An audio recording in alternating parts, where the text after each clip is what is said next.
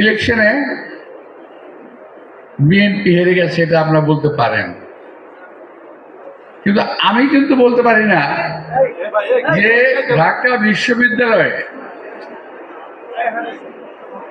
জামাতে ইসলামীর এত ভোট কোত্থেকে আসলো। আমার তো হিসেবে মিলে না ভাই।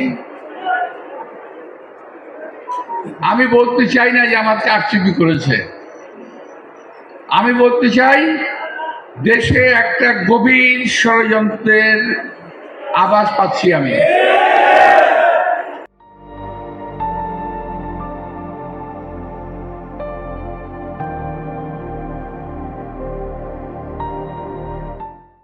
কারণ আমরা যখন বিভিন্ন দল একসঙ্গে বসি তখন যে আমাদের ইসলামের নেতারা বারবার আমাদেরকে বলেন কি জানেন, যে ভাই খেয়াল রেখেন আওয়ামী লীগ যাতে আর ক্ষমতায় আসতে না পারে, আওয়ামী লীগ ঠেকান সবসময়, যে আওয়ামী লীগ আসলে সবাইকে কুচু কাটা করবে, এটা তাদের ডায়লগ। আমরা সেভাবেই চললাম, আর তলে তলে আওয়ামী লীগের সঙ্গে আঘাত করে ছাত্রলীগের সকল ভোট জামাত নেই।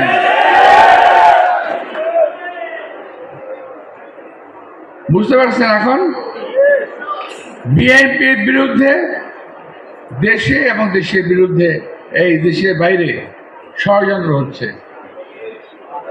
কারণ বিএনপি একটি মাত্র দল বাংলাদেশে, যেই দলের হাতে বাংলাদেশের স্বাধীনতা নিরাপদ, সার্বভৌমত্ব নিরাপদ, মানুষের জান মাল নিরাপদ।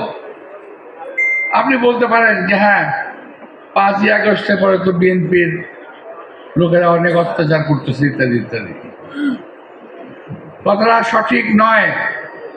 বিএনপির সঙ্গে আওয়ামী লীগ মিশিয়ে অপকর্ম করছে, আবার জামাতের সঙ্গে আওয়ামী লীগ মিলে অপকর্ম করছে। সমস্ত দোষ বিএনপির উপরে আসছে।